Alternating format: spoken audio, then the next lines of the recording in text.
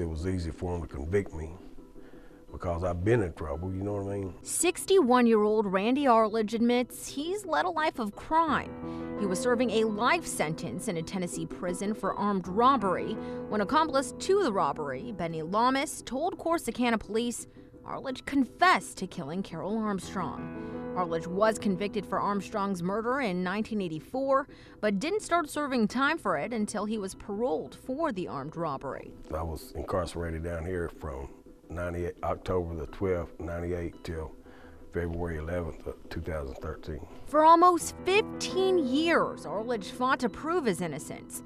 He thought freedom was his in 2011 when DNA taken from a hairnet found at the Corsicana crime scene didn't match his.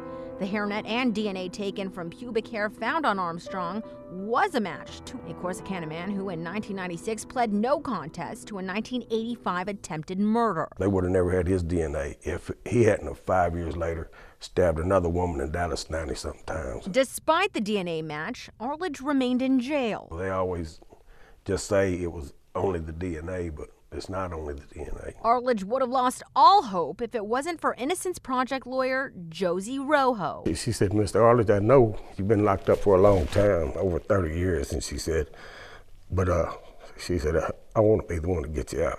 And she didn't give up. 6 months later, I was out. She was part of the team that worked since 2006 to clear Arledge's name. The group ultimately got Lamas, the man who pinned the murder on Arledge, to admit his testimony was a lie.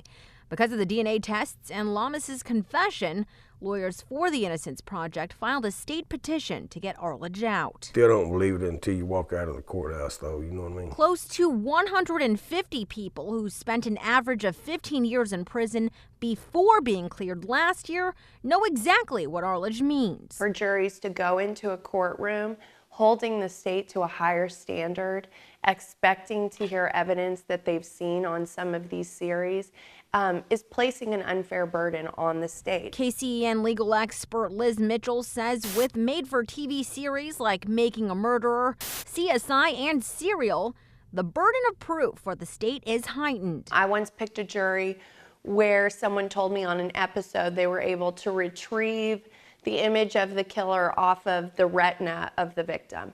That technology does not exist. What is real? The years Arledge spent behind bars for a crime he did not commit. So all of the past or whatever you go through, there's a lot of regrets and a lot of things you wish you could have been there for, you know, and done. But when it's all over with, all of that turned into all this, you know.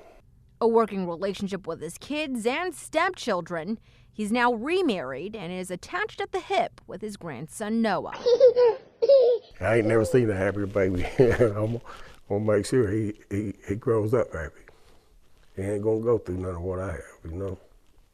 He ain't never gonna have no reason. He says the life he leads now feels like a dream. I mean, there's nothing like it. There's no feeling like it.